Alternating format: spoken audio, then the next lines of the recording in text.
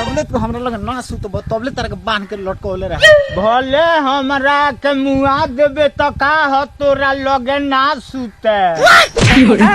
बाबू बाबू बाबू का हो का चिल्लाता रहा? हमरा के ई बेरा कहतिया जे चलो लगे सुते।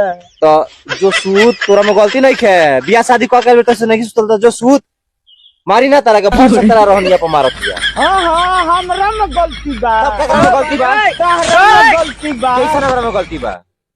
एक जूतारा से कनी जे हमार बियाह मत कर तो तू बियाह कर दल तो तू ही जा सुत। हम सुती रे फट से तोरा के पतोहिया नहीं खे मारत। मार मार के बांध के इंगा मार मारी इंगा ना पकड़ जा जा तहार बियाहवा भई रही तार मौगी बांध के मारी तब नु जनी तो।